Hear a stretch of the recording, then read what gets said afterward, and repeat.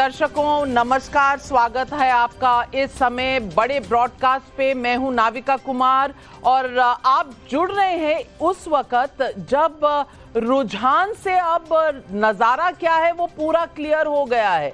2024 के राउंड 3 में जनता का निर्णय स्पष्ट हो चुका है। प्रधानमंत्री नरेंद्र मोदी का एक है तो सेफ है का नारा महाराष्ट्र और उत्तर प्रदेश में पूरी तरह कामयाब होता नजर आ रहा है। झारखंड में भले इंडिया गठबंधन सरकार बनाने की लीड ले चुका है, लेकिन बीजेपी का खुद का प्रदर्शन वहां भी दमदार है। महाराष्ट्र में महायुति खासकर बीजेपी के पक्ष में सामने आ रहा जनादेश कई बातों पर मुहर लगा रहा है। हिंदुत्व की लकीर बीजेपी को महाराष्ट्र में अब तक का सबसे बड़ा मैंडेट देने जा रही है। चाहे एकनाथ शिंदे की शिवसेना हो या अजीत पवार की एनसीपी, जनता ने बता दिया है कि जो नरेंद्र मोदी के साथ है वही असली है। लोकसभा से सबक लेते हुए बीजेपी और आरएसएस ने मिलकर महाराष्ट्र में अपने काडर को वोट जुटाने के काम में लगाया और सफलता पाई है। लड़की बहन जैसी योजना महाराष्ट्र में बीजेपी के लिए गेम चेंजर साबित होती हुई दिख रही है। उत्तर प्रदेश में भी बीजेपी का प्रदर्शन समाजवादी पार्टी को निराश करने वाला है।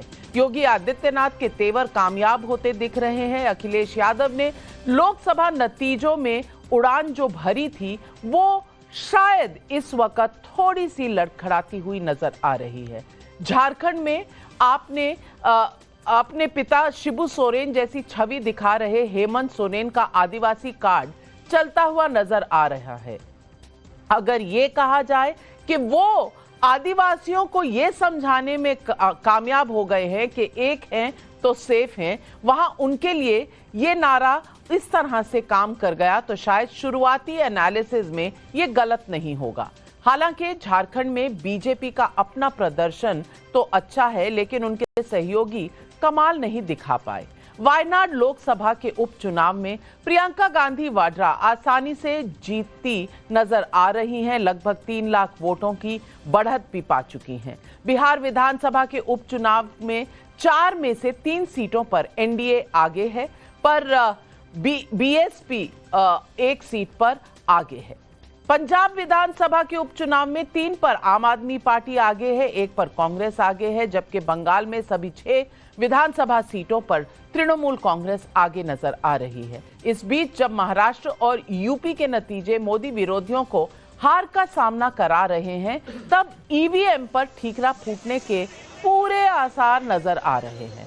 कांग्रेस कह रही है कि व्यापक चर्चा हो और शिवसेना उद्धव ठाकरे ग्रुप के नेता संजय राउत का बयान है कुछ तो गड़बड़ है, ईवीएम में कुछ तो किया है। महाराष्ट्र में किया है, झारखंड में शायद नहीं कर पाए। अब विपक्ष के लिए क्या गड़बड़ हो गया और ब्रांड मोदी ने कैसे ब्रांड राहुल के सामने अपना सिक्का जमा लिया, आज मैं इसी पर बात करने वाली हूं। लंबी चर्चा, और इस चर्चा में मेरे साथ जुड़ रहे हैं बीजेपी के राष्ट्रीय प्रवक्ता गौरव भाटिया जी, संजय झा कांग्रेस के लीडर हमारे साथ स्टूडियो में हैं, आनंद रंगनाथन हमारे साथ जुड़ रहे हैं, स्मिता प्रकाश वरिष्ठ पत्रकार एडिटर एएनआई, विवेक श्रीवास्तव जी वामपंथियों के आप सूट बूट कह रहे हैं, सूट में तो आप भी हैं।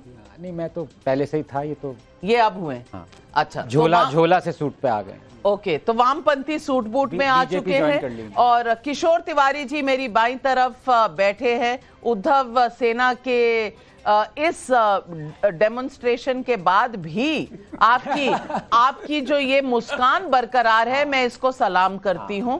और हमारे साथ सबा नकवी जी भी वरिष्ठ पत्रकार जुड़ रही हैं।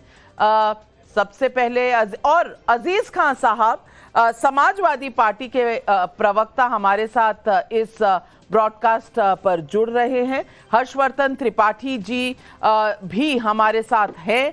और इस वक्त जो हम देख रहे हैं कि किसका कितना सिक्का चला, किसका नैरेटिव आगे, किसका नैरेटिव पीछे। सबसे पहले तो मैं बधाई देती हूं गौरव भाटिया जी आपको, आपकी पार्टी को, जिस तरह का प्रदर्शन महाराष्ट्र में दिखाया है।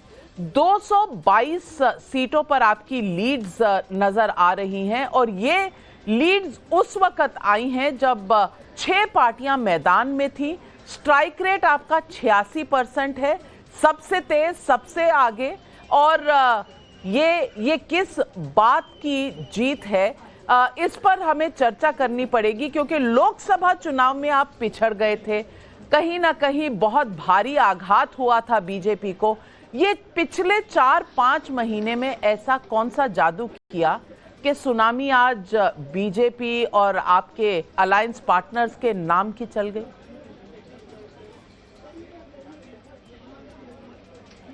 नाविका जी, सबसे पहले तो मैं महाराष्ट्र की जनता को, झारखंड की जनता को आभार व्यक्त करना चाहता हूं। उन्होंने आशीर्वाद दिया है और आप बधाई दे रही थी तो बहुत सम्मान के साथ कहूंगा, अभी बधाई नहीं लूंगा, क्योंकि मैंने कांग्रेस पार्टी का हश्र देखा था जब वो जलेबी भेज रहे थे एंकर्स के यहाँ और रुझान पलट गए थे। तो शुभकामनाएं दीजिए, लेकिन यकीन है कि महायुति की प्रचंड जीत की सरकार आएगी। सबसे पहले ये जीत क्या दर्शाती है? ये दिखाती है किस तरह से Narendra Modi ji is magic and Rahul Gandhi is tragic. Narendra Modi ji is synonymous to credibility, Rahul Gandhi is synonymous to disability. Rahul Gandhi जहां जाते हैं वहां पे उनकी नाव डूब जाती है। एक बड़ी लड़ाई ये विचारधारा की भी थी, हमें नहीं भूलना चाहिए। वसूली अघाड़ी से हम विकास की महायुति तक का सफर तय करके आए हैं। ये वो सरकार नहीं है कि सीएम फेसबुक लाइव करते हों, और ये कहना गलत नहीं होगा, एक नाथ शिंदे की जो दाढ़ी थी उसने अघाड़ी को पूरी तरह से डुबा दिया है। और साथ में हिंदू हृदय सम्राट बाला साहब ठाकरे जी को याद करते हुए मैं एक बात कहूंगा, आज जो चुनाव के रुझान आए हैं प्रतिबिंबित करते हैं कि जो हिंदू समुदाय है, हिंदू अस्मिता की लड़ाई है, ये जनता ने किसके साथ वोट किया है? उन्होंने महायुति को चुना है। और विरासत में गद्दी तो मिल सकती है, विरासत में गद्दी मिल सकती है, लेकिन बुद्धि नहीं। इसके बाद मैं एक बात और कहूंगा, जो हम लोग वोट जिहाद के खिलाफ बोलते रहे उसका असर है। हम तो एक भी हैं, हम तो सेफ भी हैं, लेकिन बताते हैं संजय राउत खिसियाई बिल्ली खंबा नोचे। वो इस तरह से ईवीएम पे ठीकरा फोड़ रहे हैं 10:30 बजे कि उनको जनता भी अब अच्छी नहीं लगती है। कहीं ना कहीं ये बहुत चिंता की बात है नाविका जी, कि आप 10:30 बजे बाहर आते हैं और परिणाम को स्वीकारते नहीं और ईवीएम पे ठीकरा फोड़ते हैं। ये लोकतंत्र के लिए कतई अच्छा नहीं है। बिल्कुल, मैं सुनवाती हूं आज हमारे दर्शकों के संजय राउत क्या कह रहे हैं और कांग्रेस की प्रवक्ता सुप्रिया श्रीनेट क्या कह रही है। इससे पहले एकनाथ शिंदे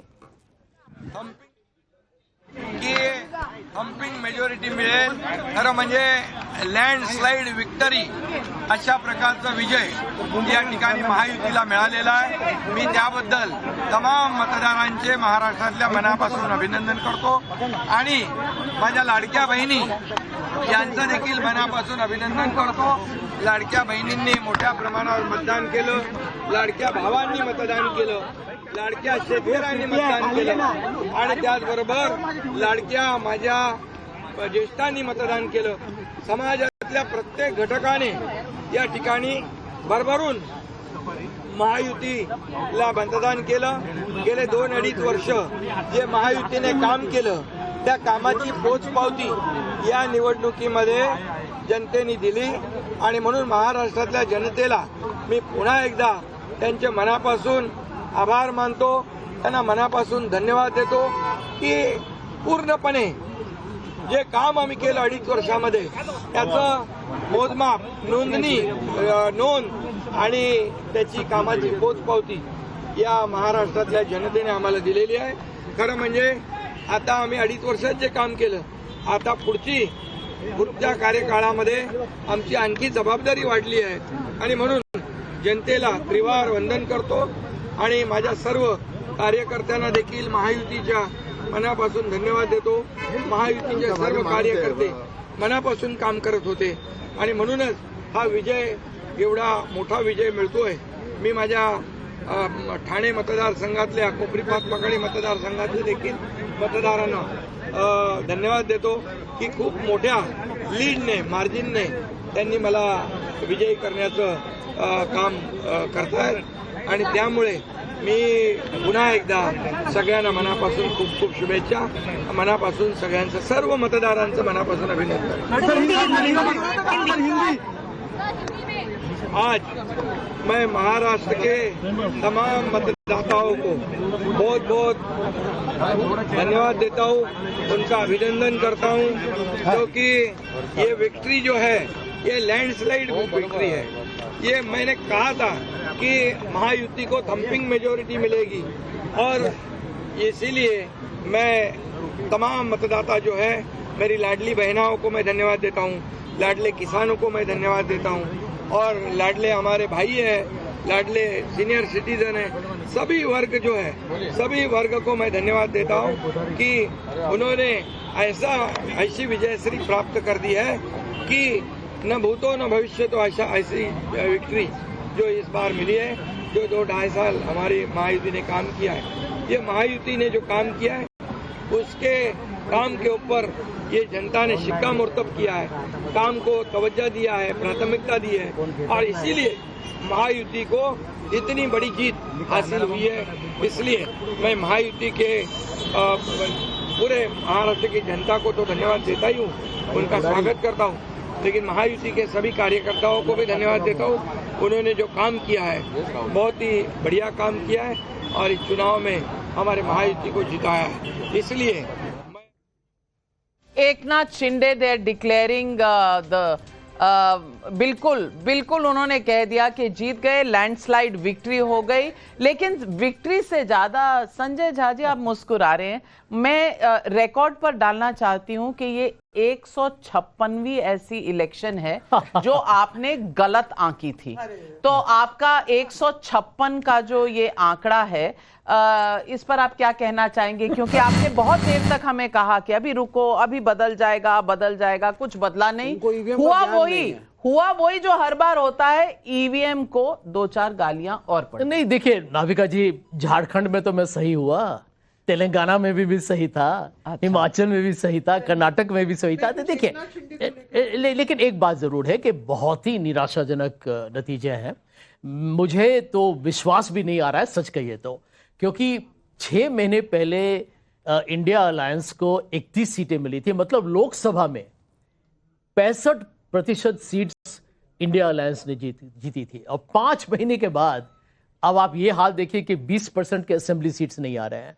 तो इसका तो विश्लेषण होगा ही, उसमें कोई दो राय नहीं है। वो तो 2014 से विश्लेषण होने का वेट कर रहे हैं। लेकिन मैं इस बात को स्वीकार करूंगा कि इसमें कांग्रेस पार्टी को थोड़ा सोचना पड़ेगा, क्योंकि मैं जब बाई इलेक्शंस के भी नतीजे देख रहा हूं, तो जैसे वेस्ट बंगाल में सारे सीटें टीएमसी जीत रही है, उत्तर प्रदेश में भी मैं समझता हूं कि समाजवादी पार्टी 4 जीत सकती है, we'll have to wait and see. लेकिन जहां तक महाराष्ट्र का सवाल है, मुझे लगता है कि एमवीएम में यदि कांग्रेस की स्ट्राइक रेट 20% हो, 105 या 102 सीट हम लड़े थे, और वहां पर 19 या 20 सीटें मिल रहे हो, तो मतलब आप उस पूरे जो एक खंबे हैं उसमें आपको सबसे मजबूत अंग कांग्रेस को होना था।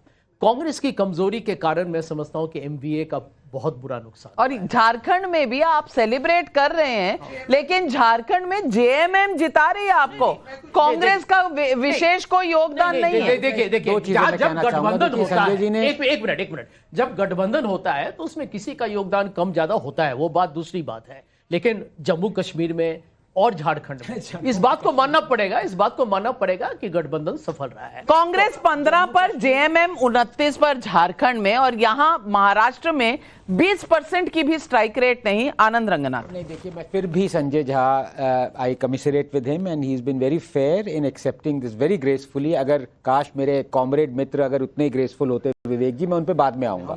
2 चीजें, नहीं सुन लीजिए, उन्होंने ईवीएम को ब्लेम नहीं किया संजय जी, वो ना करें, हम करेंगे। अच्छा सुन, मैं बात कर लूं या बाद में जेल में जाके बात करेंगे? हाँ। नाविका देखिए, 2 चीजें संजय जी ने कहा, ऐसा क्या हो गया, लोकसभा में हमारा प्रदर्शन इतना अच्छा था और अब देखिए कुछ महीने बाद यहाँ पे ऐसा राउट हो गया। तो उसमें, और आपने भी जब शुरू में कहा ना कि हो सकता है कि कोर्स करेक्शन हुआ है, मैं इसमें थोड़ा सा कॉन्ट्ररी व्यू नहीं देना चाहूँगा, लेकिन मैं थोड़ा सा अलग इस पर डिबेट होनी चाहिए कि कहीं ऐसा तो नहीं, या मुझे लगता है ऐसा ही है कि जो हमारा देश का वोटर है, ही सो परसेप्टिव कि उन्होंने, जैसे दिल्ली में देख लीजिए, लोकसभा में 7070 10 साल से चला आ रहा है बीजेपी का, लेकिन असेंबली में बीजेपी के पास इतने एमएलए होते हैं कि तीनों मोपेड पे आ जाएं। तो डिसर्निंग वोटर है हमारा। कहीं वोटर ने ये सोचा कि लोकसभा में मैं थंपिंग मेजॉरिटी नहीं दूंगा, नहीं दूंगी मोदी को, लेकिन असेंबली इलेक्शन में दूंगी। We have to be aware that voter is able to discern between Lok Sabha ruling the country and Vidhan Sabha ruling the state. तो इस पे वोटर को भी श्रेय देना चाहिए। ये नहीं कहना चाहिए कि हो सकता है पार्टी सीख गई, पार्टीज ने कुछ गलत ठीक किया है तो इसमें 3 या 4 चीजें हैं जो टेस्ट पर थी, और ये चीजें हैं, नंबर 1 नारा, क्या नारा काम किया, एक है तो सेफ है, वर्सेस जो मुस्लिम रिजर्वेशन, तमाम मुस्लिम लीडर्स के फटवे सपोर्ट की जो एक विजुअल्स नजर आ रहे थे, नंबर 1। नंबर 2, मोदी पर जब भी करप्शन का चार्ज लगा है तो क्या वो ध्वस्त हुआ है, और चुनावों ने ये दिखाया है। ये राहुल गांधी का जो प्रहार था लास्ट डे ऑफ कैंपेनिंग, क्या ये गलत था? और तीसरी बात, ये जो संविधान जो है लुट रहा है, बदल रहा है, ये पूरे तीनों के तीनों नारे और इसके साथ कास्ट का नारा, ये चारों ध्वस्त हो गए। सबसे पहले तो मैं कहना चाहूंगी कि ये 3 डायनेस्टीज की डिफीट है। आप सोच लीजिए, ये पुराने जो पॉलिटिकल एलिट्स हैं, उन्होंने इतने आराम से लेट डिसीजंस लिए सबसे पहले, और उन्होंने कहा कि ये गद्दारी के लिए आप मैंडेट दीजिए। उद्धव ठाकरे ने ये कहा, कांग्रेस ने बहुत ही लेट जमीन पे आए। तो 3 डायनेस्टी, शरद पवार की डायनेस्टी पार्टी, उद्धव ठाकरे की डायनेस्टी, कांग्रेस, बहुत बड़ी हार मिली है महाराष्ट्र से। सबसे पहले मैं नहीं मानती हूं कि ये कट्टरवाद की भी विक्ट्री है, मैं ये नहीं मानती हूं, क्योंकि झारखंड में वो फेल हो गया। झारखंड में जहां हमने बहुत ही मुझे परेशान करने वाले एडवर्टाइजमेंट्स देखे, झारखंड में नहीं चला। और हमेशा जब भाजपा दूसरी मुद्दों के ऊपर जीतती है तो हम कहते हैं नहीं, आइडियोलॉजिकल विक्ट्री। आइडियोलॉजिकल डिफीट नहीं है, लेकिन दूसरे फैक्टर्स हैं। एक तो है direct transfers, number 2 Eknath Shinde पहले इंसान है जहां तक मैं जानती हूं जिन्होंने एक परिवारवाद डायनेस्टी को डिफीट किया है, और अब वो अपना सर ऊपर रख के कह सकते हैं मैं हूं असली शिवसेना। आप कल्पना करिए, क्या ये हो सकता है तमिलनाडु में, क्या ये हो सकता है दिल्ली में कि कोई और कहे कांग्रेस के लोग नालायक हैं, हम है असली पार्टी? एकनाथ शिंदे ने वो किया है और वो जीते हैं, और वो मराठा हैं। बड़ी बात आपने कही, लेकिन मैं आपको, और यही सवाल मैं हर्षवर्धन त्रिपाठी जी को पूछना चाहती हूं। हर्षवर्धन त्रिपाठी जी, सबा नकवी कह रही है कि नारा चला महाराष्ट्र में पर झारखंड में नहीं चला, लेकिन झारखंड के अगर मैं नंबर देखूं तो जेएमएम और बीजेपी बिल्कुल 28-28 पर हैं। बीजेपी के अलायंस पार्टनर्स ने सही नहीं किया, लेकिन बीजेपी जेएमएम जितना पा रही है सीटें, तो क्या नारे की गलती है या अलायंस की गलती है? नंबर 1। और नंबर 2, बिल्कुल ये डायनेस्टिक पार्टीज पर एक स्टेटमेंट है, लेकिन कहीं ना कहीं consolidation of the caste, consolidation of Hindu vote और आरएसएस और बीजेपी की इंप्रूव्ड तालमेल, क्या ये इसका नतीजा नहीं है? नविका जी, निश्चित तौर पर यह साफ साफ दिख रहा है कि महाराष्ट्र हो या झारखंड, भारतीय जनता पार्टी के नारे, भारतीय जनता पार्टी की कैंपेन, भारतीय जनता पार्टी का कोऑर्डिनेटेड इलेक्शन कैंपेन, ये बहुत अच्छे से काम किया है। अगर आप इस पूरे चुनाव को देखें, जो कल भी हम लोग बात कर रहे थे, तो झारखंड पर एक बड़ी चीज थी कि हेमंत सोरेन को जिस तरह से गिरफ्तार किया गया था, वो भारतीय जनता पार्टी के खिलाफ गया था। लोकसभा चुनावों में भारतीय जनता पार्टी को उसका नुकसान हुआ। बीजेपी ने कोर्स करेक्शन किया। बीजेपी ने जो वहां आदिवासी बेटी घुसपैठिया जमाई, जो वहां की जमीन की, जो वहां की रोटी बेटी माटी की बात की, वो असर किया है। लेकिन आदिवासी सीटों पर उनके बड़े आदिवासी नेता हों, ये एक कमजोरी है जिसको उन्हें नए सिरे से ठीक करना पड़े। क्योंकि अगर गुजरात में काम कर सकता है, मध्य प्रदेश में काम कर सकता है, छत्तीसगढ़ में आदिवासी उनकी सरकार बनाता है, तो झारखंड में क्यों नहीं बना पाया? इसका मतलब यह हुआ कि झारखंड मुक्ति मोर्चा के सामने आदिवासी नेताओं का संकट भाजपा का है और उनके नेता उन सीटों पर लड़ना नहीं चाहते थे। महाराष्ट्र की जहां तक बात है, महाराष्ट्र में भारतीय जनता पार्टी ने जो किया है इसको नए सिरे से देखा जाना चाहिए। राष्ट्रीय स्वयंसेवक संघ का यह शताब्दी वर्ष है। राष्ट्रीय स्वयंसेवक संघ का मुख्यालय नागपुर है। नागपुर से ही देवेंद्र फडणवीस भी आते हैं और देवेंद्र फडणवीस ने बाकायदा साक्षात्कारों में कहा कि वोट जिहादिस्ट और एनार्किस्ट, इनसे लड़ने के लिए हम राष्ट्रीय स्वयंसेवक संघ का साथ ले रहे हैं। मुझे लगता है कि बटोगे तो कटोगे, एक है तो सेफ है, ये सब मिलाकर कहें तो जो बेसिक हिंदुत्व प्लस डेवलपमेंट के पॉलिटिक्स है, भाजपा यहां आई, जो लोकसभा चुनाव में थोड़ा कंफ्यूजन था उसको दूर किया और उसी पर ये जीतती हुई नजर आ रही। मैं किशोर तिवारी जी आपसे पूछना चाहती हूं, आपके साथ बैठी सभा ने कहा कि डायनास्टी और फैमिली ध्वस्त हो चुकी हैं। उद्धव ठाकरे, मुहावरा है अन्यथा मत लीजिएगा, पर ना घर के ना घाट के, इधर से दोस्ती तोड़ी, उधर जाकर बैठ गए, फायदा कोई हुआ नहीं और वो क्या कहते हैं, ना खाया ना पिया, ग्लास टूटा 12 आना। अब बताइए कि उद्धव ठाकरे जी के लिए शिवसेना कौन सी असली है और क्या आगे का फ्यूचर है? नहीं, उद्धव ठाकरे जी की छवि महाराष्ट्र में अभी भी मजबूत है, लेकिन आपने बोला साले के बेटे को खड़ा कर देना, खुद के बेटे को खड़ा कर देना, कांग्रेस ने भी वही किया। तो ये सब एक तो परिवारवाद, दूसरा चमचों की गर्दी। मेरे साथ सहमत है। अरे मैं सहमत हूं ना, सहमत हूं। उद्धव जी ने भी तो अपने बेटे को खड़ा किया, वो भी तो परिवारवाद है। वही कह रहे हैं, थोड़ा समझ लो, मैं ना खरी खरी सुनाता हूं तो खरी खरी सुनाता हूं। अच्छा। और ये सुबह सुबह राष्ट्र के नाम संदेश देना, ये सब चीजें जो थी। संजय राउत की चर्चा कर रहे हैं। अरे रुको ना, मुझे पूरा बोलने नहीं देते हो। अब आत्मचिंतन हुआ नहीं। बीजेपी के माइक्रो मैनेजमेंट को हमारा तो सीट शेयरिंग ही नहीं हो पाया भाई। आखिरी दिन तक क्या हो गया कि 10-10 आदमी राज तिलक की तैयारी करके थे, 10-10 आदमी एक एक गट में। और नेता भी बोल रहे थे कि हमारे जयंत पाटिल बन जाएंगे, तो कांग्रेस में तो हर जिले का नेता बनने को तैयार था। और ये जो रिजल्ट आए हैं, इससे सीखना है हमको। और ये धर्म की राजनीति है। ये जो फोकस में पॉइंट आए थे, तो मैं अभी बताता हूं। लोकसभा में हारने के बाद ये महायुति सरकार ने जो निर्णय लिए, ये उसकी जीत है। एक है और सेफ वेब की नहीं है। किसानों के लिए निर्णय लिए, बहनों के लिए निर्णय लिए, एम्पावरमेंट लिया, और वंचितों के लिए निर्णय लिए, उसका रिजल्ट आया ना। और निगेटिव कैंपेन किया था। निगेटिव कैंपेन महंगा पड़ा, ऐसा दिख रहा है इधर, क्योंकि अकेले एकनाथ शिंदे की सीटें और हमारी तीनों की सीटें उससे भी कम है। तो अब असली शिवसेना कौन है? असली एकनाथ शिंदे हैं। अरे भाई रुको नहीं है। सब लोग देखो जीत का क्रेडिट लेने को बहुत रहे थे, हारने का क्रेडिट लेने को क्यों नहीं रहे थे? मुझे बोलना चाहिए। मैंने उनका कैंपेन रन किया, ये मेरा उत्तरदायित्व है कि हमने फोकस बराबर रखा नहीं।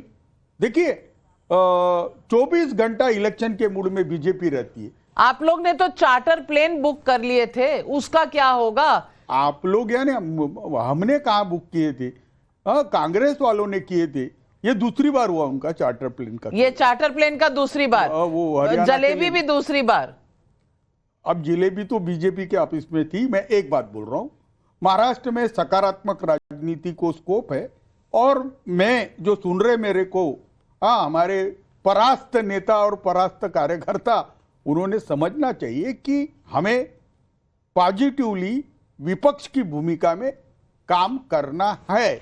मैं गौरव भाटिया जी, क्या जो कह रहे थे गद्दारी हुई है, क्या आज इस चुनाव से उद्धव ठाकरे को वो मैसेज मिल गया? नंबर 1। और नंबर 2, अगर शिंदे सेना ने इतना अच्छा प्रदर्शन कर लिया है, तो फिर मुख्यमंत्री कौन बनेगा? देवेंद्र फडणवीस या एकनाथ शिंदे? देखिए नाविका जी, यही लोकतंत्र की खूबसूरती है और आज मुझे बड़ा गर्व हो रहा है किशोर तिवारी जी को सुन के, संजय झा जी को सुन के। मैं आपको वजह बताता हूं। देखिए, अगर परिणाम अनुकूल नहीं भी आए हैं, ईवीएम पे ठीकरा नहीं फोड़ रहे दोनों। संजय राउत नहीं बन गए उखाड़ दिया उखाड़ दिया उखाड़ दिया उखाड़ दिया कहते थे, जनता ने उखाड़ दिया उन्हें। और सबसे बड़ी बात क्या है, गद्दारी की बात था, ये हमारा स्टैंडर्ड स्लोगन है डिबेट में आके, और उखाड़ देंगे। अभी बम्बई का चुनाव है ना, तुम मेरे ग्रैंडसन हो, इसका मतलब भाई नहीं। आपकी तारीफ करी मैंने। आप मुस्कुरा नहीं रहे हैं पप्पा जी। पप्पा जी आप मुस्कुराया करिए। मैं एक बात बोलूं, मुस्कुराते उखाड़ दिया ये हमारा स्वाभिमान से हम बोलते हैं, उखाड़ देते हैं। नहीं, मैं बात तो पूरी कर लूं। ये तो फिलहाल आप उखड़े में, फिलहाल आप उखड़े में हैं, तो थोड़ी तसल्ली से बैठिए, गौरव जी को बोलने दीजिए। एक चुनाव में बाहर है गौरव, ऑल फेडर्स डाउन। नाविका जी, आज किशोर जी की बात का बिल्कुल बुरा नहीं मानना है। झटका लगा है, ट्रांसफॉर्मर जल गया है, थोड़ा समय लगेगा, फिर से ठीक करके लौटेंगे। लेकिन हाँ, गद्दार गद्दार करते थे, तो गद्दारी किसने करी आप मुझे बताइए। 2019 में प्री पोल अलायंस हमारे साथ था, जनता ने पूर्ण बहुमत दिया और पलटू राम पलट के आप जाके मिल गए महावसूली अखाड़ी में। और दूसरी आपने गद्दारी जो करी है, बाला साहब ठाकरे जी के साथ करी। बाला साहब ठाकरे जी की विचारधारा को तिलांजलि देने वाले कोई है तो आप हैं। और मुझे आज गर्व है कि महायुति ने दिखाया है कि अगर तुम वोट जिहाद की बात करोगे तो जनता तुम्हें बर्बाद कर देगी। तुम जितना बोलोगे वोट जिहाद, जनता करेगी तुम्हें बर्बाद। और अंत करूंगा महिला अस्मिता पे। एक तरफ हमारी सकारात्मक विचारधारा, लाडकी बहन योजना, दूसरी तरफ रिजेक्टेड माल, दूसरी तरफ इंपोर्टेड माल। इस विचारधारा को जनता नकार चुकी है और इसीलिए इस तरह की हार इनकी हुई है। धन्यवाद। हाँ, आनंद भाई के लिए एक बात कह दूं, दिल्ली में हमारे 8 एमएलए हैं, कोई मोपेड ऐसी नहीं बनी है जिसपे 8 एमएलए आ जाए। आनंद भाई, आनंद भाई 2014-15 में मोपेड थी, 2019-20 में टेम्पो हो गया। मैं पहले विवेक श्रीवास्तव जी, विनोद तावड़े बोल रहे हैं, विनोद तावड़े की बात सुन लें, फिर आ रही हूं। माननीय नरेंद्र मोदींच्या नेतृत्वाखाली एकनाथ देवेंद्रजी फडणवीस, अजितदादा पवार आणि रामदास आठवलेंचे आरपीआय या सगळ्यांनी जे एकत्रित या राज्यात काम केलं आणि माझं तर स्पष्ट मत आहे की अप्रत्यक्ष लाभाचं राजकारण आणि प्रत्यक्ष लाभाचं राजकारण, इन्फ्रास्ट्रक्चर डेव्हलपमेंट, रस्ते, पाणी, वीज, वंदे भारत, मेट्रो म्हणजे अप्रत्यक्ष लाभाचं राजकारण आणि प्रत्यक्ष लाभाचं राजकारण म्हणजे लाडकी बहीण, शेतकरी सन्मान निधी, शून्य बिल, या दोन्हीचा बॅलन्स एकनाथजी शिंदे, देवेंद्रजी फडणवीस आणि अजितजी दादा या तिघांनी केल्यामुळे जनतेला यांच्यावर विश्वास बसला। मैं पूछना चाहती हूं अब विवेक श्रीवास्तव जी आपसे, चुनाव खत्म हो गए, चुनाव के नतीजे आ गए, वहां सारी सीटें झारखंड में आप चुनाव, आप मतलब आपका गठबंधन, आपकी तो कितनी सीटें आई पता नहीं, एक आधी आई होगी, लेकिन मैं पूछ रही हूँ ईवीएम क्या हो गया आपको? तबीयत ठीक है? आपने एक सीट दे दी इनको। अच्छा नहीं, आप बीमार मत होइए, एक आधी आती है उनको, लेकिन विवेक श्रीवास्तव जी, अब ईवीएम पे ठीकरा फोड़ना ये कितना नहीं? आप बात को मैं साफ बोलता हूं, मैं डिप्लोमेटिकली नहीं बोलता। और आज मेरी तो ये भी अपील थी कि संजय झा और किशोर सर भी कम से कम वो बोलते जो संजय राउत ने बोला है और शाम को कांग्रेस की प्रेस कॉन्फ्रेंस में बोला जाएगा। ये धांधली और फ्रॉड है, हरियाणा में हुआ और महाराष्ट्र में फिर किया गया है। ये मैनिपुलेटेड रिजल्ट है। ये 218 220 के रिजल्ट को देख करके बैक कैलकुलेशन करके रीजंस बताए जा रहे हैं। साहब आरएसएस ने बड़ा हार्ड वर्क कर दिया, झारखंड में क्यों नहीं हार्ड वर्क किया? वहां क्या चला गया?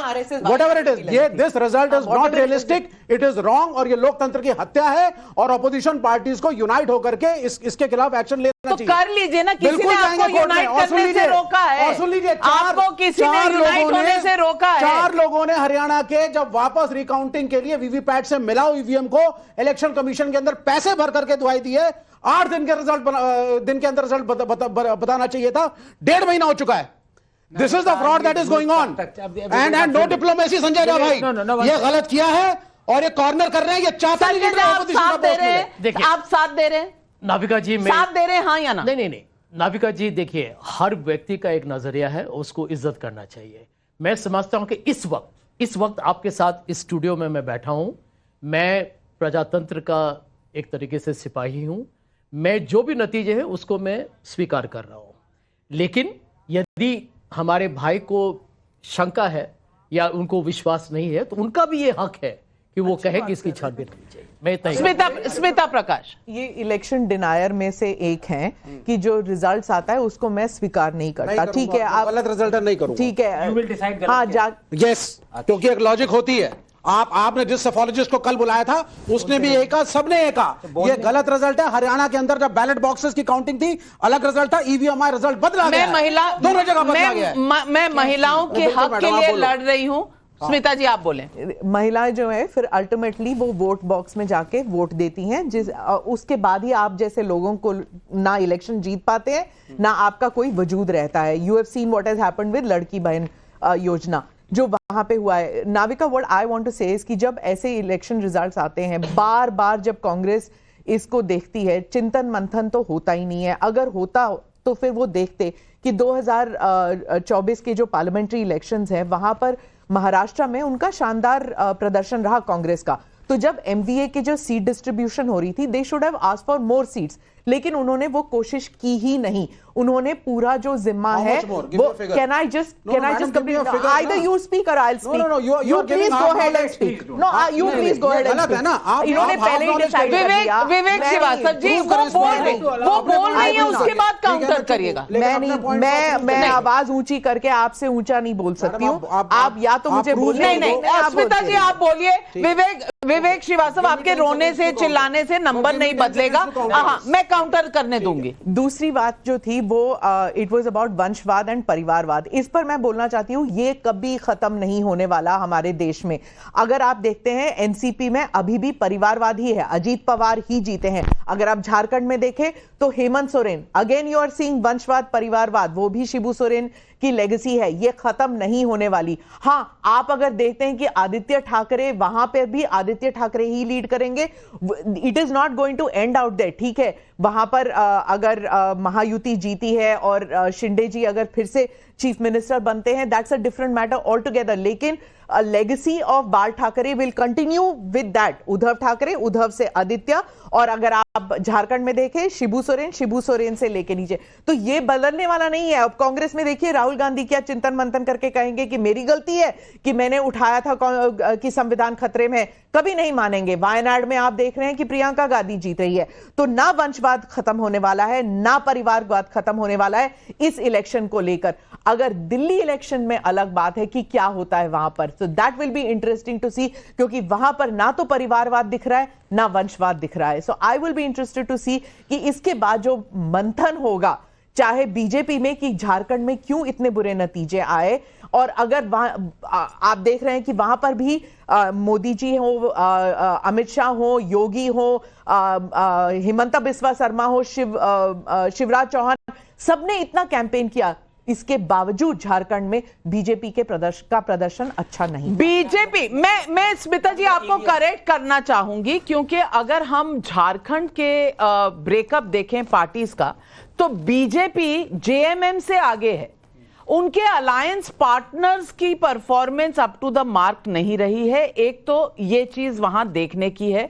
आप अगर देखें तो बीजेपी 29 पर है और जेएमएम और बाकी उनकी जो सहयोगी दल है वो अच्छा नहीं किया। और दूसरी तरफ आप देखें तो जेएमएम 28 पर है और कांग्रेस 14 पर है, तो वहां पर हुआ है। लेकिन मैं उत्तर प्रदेश के भी नतीजे आ रही हूं। अजीज खान साहब भी है, भाई साहब मैं आ रही हूं, यहीं पर है अजीज खान साहब। 7-2 इस वक्त रुझान आ रहे हैं उत्तर प्रदेश से। अब मुझे बताइए कि महाराष्ट्र में ईवीएम खराब थे, बंगाल में ठीक हैं, झारखंड में ठीक हैं, उत्तर प्रदेश की ताजा क्या खबर है? कितने ईवीएम ठीक हैं और कितने गलत काम कर रहे हैं? देखिए नाविका जी, आपके चैनल ने भी दिखाया, देश के सारे चैनल ने दिखाया कि उत्तर प्रदेश में किस तरह नंगा नाच हुआ। वो एक तरफ इलेक्शन कमीशन ये प्रचार करता रहा कि साहब ज्यादा से ज्यादा लोग निकले अपने घरों से और वोट डालें, दूसरी तरफ यहां के शासन सत्ता प्रशासन के लोग किस तरह लोगों को घरों में कैद कर दिया गया, रिवॉल्वर तक लहराया गया, किस तरह फ्लैग मार्च हुआ, किस तरह डराया और धमकाया गया, वोटर्स को घर से निकलने नहीं दिया गया। तो ये जो उत्तर प्रदेश में चुनाव हुआ, ये यकीनन बहुत दुर्भाग्यपूर्ण चुनाव रहा है, क्योंकि यहां पर चुनाव नहीं हुआ, यहां पूरी तरह से लोकतंत्र की हत्या हुई। और जो ये रिजल्ट आ रहा है, इस रिजल्ट को हम पूरी तरह से हम इसको बहुत एडमिट नहीं कर पाएंगे, क्योंकि उत्तर प्रदेश में रिजल्ट एक तरफा था। 9 की 9 सीटें समाजवादी पार्टी के पक्ष में थी। और इस बात को देखते हुए यहां के शासन सत्ता ने पूरी तरह से लोकतंत्र की हत्या की है। एक बात। दूसरी तरफ अभी महाराष्ट्र का चर्चा हो रहा है। मैं नाविका जी आपको स्पष्ट कर देना चाहूंगा कि पूरे इंडिया गठबंधन, पूरे विपक्ष के लोगों को एक साथ बैठना चाहिए, गहन चिंतन और मंथन करना चाहिए कि जिस तरह ईवीएम से चुनाव हो रहा है, यह वाकई में दुर्भाग्यपूर्ण है कि तमाम तरीके की समस्याएं थी महाराष्ट्र में, शासन सत्ता से लोग बहुत पीड़ित थे। उसके बावजूद भी जिस तरह रिजल्ट आ रहा है, चौंकाने वाला रिजल्ट आ रहा है, यह बहुत चिंता का विषय है, क्योंकि वहां पर यह एक्सपेक्ट नहीं किया जा सकता था। तो इसलिए आज ईवीएम पे अभी लगातार आप लोग चर्चा कर रहे हैं। ईवीएम पे चर्चा होनी चाहिए, क्योंकि तमाम जो डेवलप्ड कंट्री है वो ईवीएम के खिलाफ में है। लेकिन बीजेपी क्यों वकालत करती है? बीजेपी लगातार ईवीएम के पक्ष में है। आखिर बैलेट पेपर से अगर चुनाव हो तो ऐसी परिस्थिति में बीजेपी को भी उससे चुनाव में। अजय आलोक जी, स्वागत है आपका इस ब्रॉडकास्ट पर। अजय आलोक जी, जवाब दीजिए। झारखंड में ईवीएम ठीक है, महाराष्ट्र में गलत चल रहे हैं इस वक्त, उत्तर प्रदेश में बिल्कुल गलत चल रहे हैं इस वक्त। बैटरी में भी प्रॉब्लम है और उनके इंटेंशन में भी प्रॉब्लम नजर आ रही है। इसको, आप तो डॉक्टर हैं, तो बता दीजिए कि ये ईवीएम की तबीयत कैसे ठीक की जाए। नविका जी, एक बीमारी होती है ऑब्सेसिव कंपल्सिव न्यूरोसिस, इसको हम लोग ओसीएन कहते हैं मेडिकल में। तो विपक्ष को ओसीएन है ईवीएम को लेके, चुनाव आयोग को लेके, उत्तर प्रदेश में इसमें एडिशन हुआ पुलिस को लेके। महाराष्ट्र में तो लोग बाल नोचना शुरू कर चुके हैं, ये हो ही नहीं सकता, ये हो ही नहीं सकता। अब मैं तो कल ही समझ गया था महाराष्ट्र का नतीजा क्या है, जब मैंने किशोर तिवारी जी को आपके स्टूडियो में देखा और अन्य चैनल के स्टूडियो में देखा। ये महाराष्ट्र छोड़ के दिल्ली आके बैठ गए थे, उनको नतीजा हमसे पहले पता थे। अभी देखिए अजीज खान इतना बोल रहे हैं, मेरे से मत 7-2 का नतीजा जा रहा है आज तेरा अच्छा दिन है तो उत्तर प्रदेश में 7-2 का नतीजा ये तो उनका प्यार है। आप भी आ जाइए ना हमारे स्टूडियो में। मैं तो अजीज खान साहब को भी इनवाइट कर रही हूँ। ये देखो 52 कूड़े पिछड़ रहे हैं, 52 कूड़े पिछड़ रहे हैं। आदित्य ठाकरे आगे निकल गए, अब नहीं जाएंगे वापस। वो तो ओरिजिनल में भाजपा ही है, वो संघी है, वो आरएसएस के सक्रिय कार्यकर्ताओं में से एक रहे। 2000 वोट से आदित्य ठाकरे आगे हो गए और 52 कूड़े ले जाया गया था, वो वापस हमारे पास आ जाएंगे। देवेंद्र फडणवीस का ट्वीट आया है, एक है तो सेफ है, मोदी है तो मुमकिन है। आपसे जब तक बात कर रहे हैं हम झारखंड में आगे बढ़ रहे हैं। बिल्कुल, और ये ट्वीट आया है। बड़ी खबर इस वक्त की ये भी है कि अमित शाह जी ने देवेंद्र फडणवीस से बात की, बधाई दी और आगे की शायद रणनीति पर कुछ ना कुछ बात जरूर हुई होगी। अजय आलोक जी, जहां आपको हर मर्ज की दवा का पता है, ये बता दीजिए मुख्यमंत्री कौन बन रहा है, क्योंकि ये मर्ज इस वक्त सबसे ज्यादा है कि ये सवालिया निशान कब हटेगा। नमिका जी, एक गाना होगा, एक गाना याद आता है इस सवाल पे।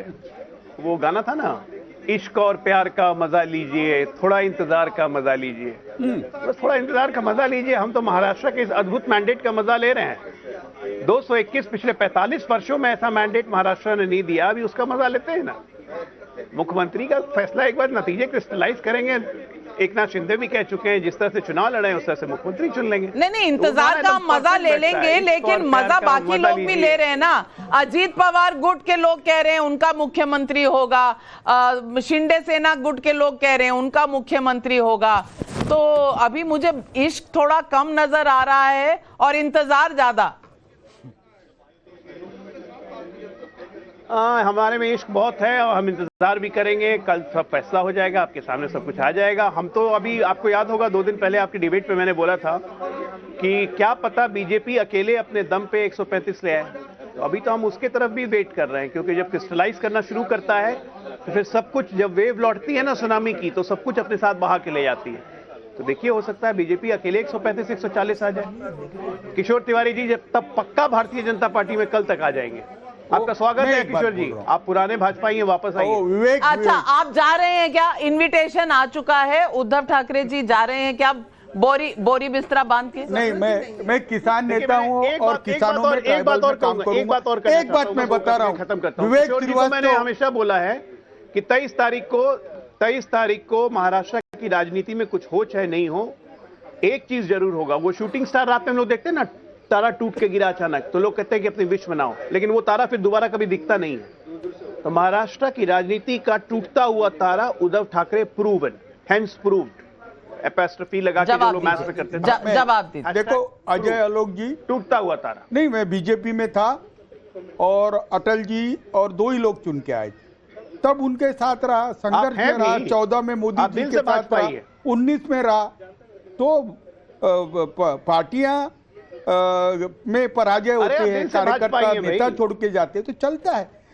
हमको नए से काम करना चालू करना है। फर्जी, चाटुकार, इन लोगों को, रिश्वतखोर, इनको हटाना चाहिए। और एक बात मैं कर रहा हूँ। किसको कह रहे हैं आप? अरे मैं पूरा, मुझे कल ही पार्टी से निकालने की सोच रही हूँ, मुझे नहीं, आप राउत जी के बारे में बोल रहे हैं? नहीं, बहुत चाटुकार है वहाँ। पूरा मातोश्री में सुबह 6 बजे से आ जाते हैं। एक बात मैं बोल रहा हूँ, विवेक श्रीवास्तव, आपको जो 2 सीटें दी थी, वो दोनों सीट में अभी आप लीड कर रहे हैं। चलिए, विवेक श्रीवास्तव जी, आपका काउंटर। मेरा काउंटर ये था, वो ईवीएम्स खराब, इसीलिए लीड कर रहे हो। नहीं, ये मैनिपुलेटेड रिजल्ट है। आपने 2 लीड कर रहे हो। स्मिता मैडम जो कुछ बोला वंशवाद के बारे में, मैं आपसे टोटली एग्री करता हूं, लेकिन आप ये कह रही हैं कि ये रिजल्ट इसलिए आया क्योंकि सीटों का डिस्ट्रीब्यूशन सही नहीं था। आप मुझे बताइए कि कांग्रेस को कितनी एक्स्ट्रा और सीट यूबीटी दे देता तो रिजल्ट पलटी हो जाता। तो फिर आप क्यों बोल रही हैं एनालिसिस? मैं क्यों बोल रही हूँ एनालिसिस? मुझे बुलाया गया इसलिए मैं What I am saying is that अगर कांग्रेस ज्यादा सीटों पर लड़ती तो because Uddhav has not performed well. I'm asking you for a figure. No, why should I give it? That's up to She also said कि उनको ज्यादा भी दे देते तो उनका परफॉर्मेंस तो 20% का ही है। किसी ने भी नहीं किया। और बीजेपी जो है it's the third time that they have won third consecutive election. अभी 18% पे आ गया। अच्छा, चलिए कांग्रेस का आनंद। देखिए, मैं विवेक को बहुत टाइम से जानता हूँ।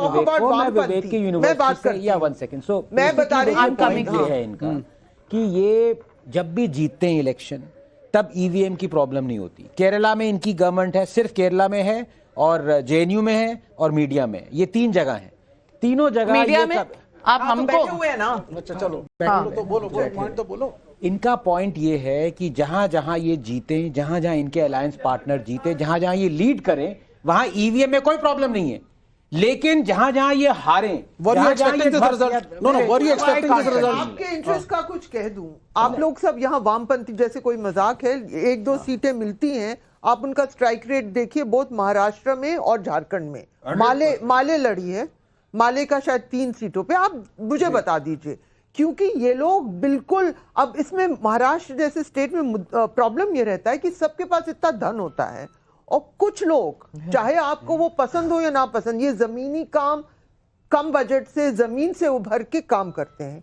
तो आप बताइए, इस बीच में अगर सीपीएम महाराष्ट्र में आगे चल रही है, माले ने आपको याद होगा बिहार में बेस्ट स्ट्राइक रेट निकाला था, अब उन्होंने गठबंधन में नहीं दिया लास्ट असेंबली इलेक्शन में, उनका सबसे अच्छा था, कांग्रेस का सत्यानाश तो था। पर जिनके साथ अलायंस कर रही हूँ, एक मोरालिटी लेके सरकार बनाएंगे, पसंद हो या ना हो, मोरालिटी प्रधानमंत्री से माफी जरूर मंगवा देंगे किसान उसके लिए आंदोलन में। क्या करना है वो आपको देखना है, आपके अलायंस पार्टनर्स को देखना है, वो किसी और की चिंता नहीं हो सकती। लेकिन मेरा सवाल बड़ा है। मैं पूछना चाहती हूं कि brand Modi versus brand Rahul Gandhi, Lok Sabha चुनाव में 5 महीने पहले एडवांटेज राहुल गांधी कहा जा रहा था, 99 सीट पर एडवांटेज राहुल गांधी कहा जा रहा था संजय झा। मैं पूछना चाह रही हूं ये 5 महीने में क्या हुआ कि ये एडवांटेज भी चला गया और पूरी की पूरी हवा, कांग्रेस को हरियाणा जीतना चाहिए था ऐसा कांग्रेस कह रही थी और हार गए। ये भी चुनाव महाराष्ट्र का वो जीत के जो बाजी हार जाता है उसको क्या कहते हैं मुझे पता नहीं, क्योंकि हार के जीतने वाले को तो बाजीगर कहते हैं। तो मुझे बताइए कि ब्रांड राहुल गांधी का आज क्या अस्तित्व है? नहीं, देखिए ये बात तो सच्चाई है, इसीलिए लोग अंग्रेजी में जो बहुत ही नामी एक कहावत है, A week is a long time in politics, यहाँ तो 5 महीने हो चुके हैं। देखिए राजनीति में अभिमान या अहंकार का कोई जगह नहीं होता। मुझे लगता है कि एक गलती हुई कांग्रेस पार्टी से, क्योंकि लोकसभा में अच्छे नतीजे आए, 100 सीटों तक पहुंच गए, लेकिन इस विश्वास पर कि नकारात्मक वोट मिलेगा सत्ता के विरुद्ध, उस तरीके से आप जीत नहीं पाएंगे। और यहाँ पर मुद्दों की कमी नहीं थी नाविका जी, मैं आपके साथ हर रोज रात को हम डिबेट करते हैं। महंगाई, बेरोजगारी बहुत गंभीर समस्या है महाराष्ट्र के लिए, और यहाँ पर और भी जो ढेर सारे मराठा रिजर्वेशन, आरक्षण, बहुत बड़ा इशू, किसानों को भूल लेकिन उसके बावजूद यदि कांग्रेस पार्टी का प्रदर्शन 18% या 20% का स्ट्राइक रेट है, मतलब ये इसी बात का एक मिसाल है कि पार्टी अंदर से जितनी भूख होनी चाहिए जीत के लिए, क्योंकि देखिए राजनीति में 24 घंटे आपको मेहनत करनी पड़ेगी, और आप कभी भी यदि आप कंप्लेसेंसी जो अंग्रेजी में कहते हैं या आलसी हो गए यार, आपको राहुल गांधी आलसी हैं? मैंने मेहनत तो उन्होंने किया, लेकिन मुझे लगता है कि जिस तरीके से समझौता सीटों पर इतना देर लग गया, आखिरी में परसेप्शन बहुत बड़ा चीज होता है राजनीति में। महाराष्ट्र में बहुत लोगों को लगा कि क्या इस गठबंधन के अंदर इतना अहंकार है कि कोई मुख्यमंत्री बनना चाहता है, इसीलिए उनको सीट का भी समझौता करने में इतना वक्त लग रहा है। ये गलत संदेश भेजा आम जनता के लिए। आनंद रंगनाथन। नहीं, देखिए मैं बार बार इसी बात पे आना चाहता हूँ। It is not a question of गठबंधन, it is a question of आपने 2 लोगों के लिए क्या किया जो आपको वोट दें। इसलिए मैंने शहजाद से भी थोड़ी सी फ्रेंडली मतलब मेरे मित्र हैं पर हो गई थी जब उन्होंने कहा देखिए अजीत पवार ये, बीजेपी की प्रॉब्लम ये होती है कि BJP doesn't realise that it is winning, so it wants to win at all cost. अभी इन्होंने जो करप्ट लोगों को अंदर लिया है, अगर वो करप्ट लोगों को अंदर नहीं लेते तो भी जीत रहे थे, कंफर्टेबल मेजॉरिटी थी इनकी। अभी तो वो कह रहे हैं आज आलोक जी, वो कह कि अपने खुद पे हम 130 ले आएंगे, तो अपनी छवि खुद बिगाड़ो। ये बीजेपी ने शायद राहुल गांधी से सीखा है। अब संजय जी कह रहे हैं कि राहुल गांधी जी ने बहुत मेहनत की। आप देखिए राहुल गांधी जी का प्रहार कहां पे था? अदानी पे था। इट टोटली मतलब it did not resonate at all with the voters. कह रहे हैं नहीं भाई ये इशू नहीं है यहाँ पे, जो यहाँ पे इशू आप उसके बारे में बोलिए। बाद में एकदम जब 10-15 दिन रह गए तब उन्होंने कहा कि अच्छा ये 1500 पर मंथ दे रहे हैं लाडली स्कीम में, अब 2100 करने प्रॉमिस किया, हम 3000 करेंगे। पॉइंट इज वो 6 महीने से संजय जी ऑलरेडी चल रहा था वो। That one has to realise. मैं एक इनको पूछता हूं, आप इन्वेंट नहीं कर सकते किशोर। मैं आपको बता रहा हूं कि अबू आजमी ये कंसिडरेबल लीड, लेकिन औरंगाबाद में इम्तियाज जलील ने 1 लाख का लीड बना लिया। अब बताइए अब क्या बोलोगे आप? तो एंट्रेंस्ड वोटर है, उसका आप क्या कह सकते हैं? वहां बोलेंगे हमको देंगे तो जिहाद हो गया बोले। अब मालेगांव में इनका लव जिहाद तो फ्रेज ही कॉइन किया है समाजवादी पार्टी के, उसमें बीजेपी ने कॉइन नहीं किया। मैं सिर्फ किशोर तिवारी जी आपसे पूछना चाहती हूं कि आपका अस्तित्व है क्या? पहले आप हिंदू हृदय सम्राट होते थे, आप आज कहां जाकर बैठे हैं? सवाल आज जनता आपसे यही पूछ रही है। वो पूछ रही है आप हैं कौन? पहले उद्धव ठाकरे, बाला साहब ठाकरे पाकिस्तान का मैच नहीं होने देते थे मुंबई में। आजकल आप किनके साथ घूम रहे हैं? अजय आलोक जी हंस रहे हैं, आप हंस क्यों रहे हैं अजय आलोक जी? क्या सही सवाल नहीं है? और मैं जवाब दे दूंगा, लेकिन नहीं तो अजय ही जवाब दे देगा। अजय जी, ये देखो एक नैरेटिव चला है इन्होंने, हमने हिंदुत्व छोड़ दिया और पुराने बाला साहब ठाकरे के वो टेप बहुत बजाए, वो वीडियोस बहुत दिखाए। मैं अभी बता रहा हूँ, हमको सनातन पे गाली देते वक्त विरोध करना था दबा के। हाँ, कांग्रेस से नाता तोड़ना था, जब सावरकर को अपमानित किया तब भी करना था। इससे मैसेज ये गया कि सत्ता के लिए हमने कॉम्प्रोमाइज कर लिया। तो यही मैसेज तो गया। और अजय आलोक जी, आज क्या इससे उद्धव सेना मुंह मोड़ सकती है? देखिए, आपको भी एक बार बताता हूं नविका जी, महाराष्ट्र में हम सत्ता में आते या न आते ये इंपॉर्टेंट नहीं था, लेकिन बाला साहब ठाकरे की लेगेसी को छोड़ना और बाला साहब ठाकरे की विचारधारा को छोड़ना हमारे लिए सबसे इंपॉर्टेंट था। और हम हर हालत में चाहते थे कि महाराष्ट्र की जनता ये रियलाइज करे कि उद्धव ठाकरे ने सत्ता के लालच में 2019 में हमारे पीठ में खंजर घोंपा और मुख्यमंत्री बनने के लिए पूरी की पूरी हिंदुत्व की आइडियोलॉजी को छोड़ के जाके कांग्रेस की गोद में बैठ गए। संजय झा यहाँ बैठे हुए हैं, क्या मानेंगे इस बात को? अभी झारखंड में हम अपराइजिंग ट्रेंड में हैं, हम अभी भी अपने आप को झारखंड में बाहर नहीं देख रहे हैं, लेकिन संजय झा क्या इस बात को मानते हैं कि कांग्रेस सबसे बड़ी पनौती है इस देश में अन्य दलों के लिए राजनीतिक तौर पे? अजय जी, आपको मैं जवाब देता हूं, जहां कांग्रेस सबसे ज्यादा लड़ती है। अजय जी, आपको मैं जवाब देता हूं, यही आपका सबसे बड़ा। मैं खत्म कर लूं, मैं खत्म कर लूं, बोलिए, मैं खत्म कर लूं। खत्म कर तो दिया आपने महाराष्ट्र में, हरियाणा में आप बचा क्या है? खत्म तो कर दिया महाराष्ट्र में। नहीं, अभी और उनको खत्म कर दिया। 3 राज्यों को एटीएम बना के खेल रहे हैं। होटल बुकिंग बैंगलोर में रखी हुई थी और तेलंगाना से फ्लाइट चार्टर्ड आके बैठा हुआ मुंबई में, किसको नहीं पता है? हिमाचल का क्या हाल कर दिया। कांग्रेस जहां लीड करती है, और ये घमंडियों को ये जानना बहुत जरूरी है, झारखंड मुक्ति मोर्चा लीड कर रही है झारखंड में, ठीक है, उनका प्रदर्शन ठीक जा रहा है।